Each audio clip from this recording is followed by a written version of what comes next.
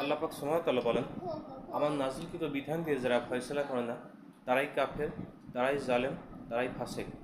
অধিকাংশ মানুষ এই আয়াতগুলো বিশ্বাস করে না, এই জন্য তারা আল্লাহ তাআলার নাযিলকৃত বিধান দিয়ে ফয়সালা করে না।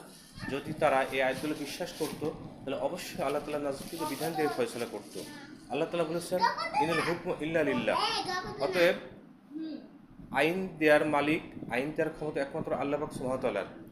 অথচ আল্লাহ তাআলা সেই আইন, সেই নিয়ম, সেই বিধিবিধানকে বাদ দিয়ে মানুষ যখন মানুষের তৈরি করা বিধান বা নিয়ম নীতি পদ্ধতি দিয়ে বিচার ফয়সলা করে, সে কখন যে কাফের হয়ে পরিণত হয়ে গেছে এটা সে নিজেও কখনো বুঝতে পারে না। এই জন্য বাংলাদেশ সহ পৃথিবীর অধিকাংশ মানুষ বিশ্বাস করে স্রষ্টা একজন আছে, আল্লাহ একজন আছে, কিন্তু আল্লাহ তাআলার বিধান যে ফয়সলা করা লাগবে সে কখনো সে মানতে চায় না, সে বিশ্বাস করতে চায় না, সে স্বীকার করতে চায় না। এই জন্য সে ঈমান থেকে খারিজ হয়ে সে কাফের মুশরিক এবং মুনাফিক হয়ে বসে আছে।